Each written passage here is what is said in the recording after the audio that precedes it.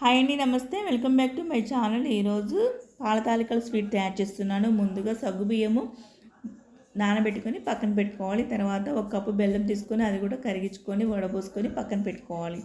తర్వాత కొన్ని బెల్లం నీళ్ళు తీసుకొని దాంట్లో ఒక కప్పు దాకా బియ్య పిండిని వేసుకొని ముద్ద అయ్యే వరకు ఉంచేసుకొని పక్కన పెట్టుకోవాలి. తర్వాత కొంచెం పిండిని తీసుకొని అది నీళ్ళలో కలుపుకొని పెట్టుకోవాలి. తర్వాత ఒక గిన్నెలో పాలు పోసుకోవాలి. 1/2 లీటర్ దాకా పాలు తీసుకున్నాను. అవి మరిగినాక ముందుగా నానబెట్టుకున్న సగ్గుబియ్యం వేసుకోవాలి. అలాగే తాలికలు కూడా వేసుకోవాలి. కొద్దిగా మగ్గిన తర్వాత ముందుగా మనము నీళ్ళలో కలుపుకున్న పిండిని కూడా వేసుకోవాలి. అది వేయటం వల్ల చిక్కదనం వస్తుంది తాలికలు. తర్వాత నెయ్యి వేసుకొని జీడిపప్పు కిస్మిస్ వేయించుకొని పక్కన పెట్టుకోవాలి. పాల తాలికలు కొద్దిగా ఉడికిన తర్వాత బెల్లం నీళ్ళు వేసుకోవాలి. అలాగే యాలకుల పొడి వేసుకోవాలి. ముందుగా వేయించుకున్న జీడిపప్పు కిస్మిస్ అవి కూడా వేసుకోవాలి. Please subscribe.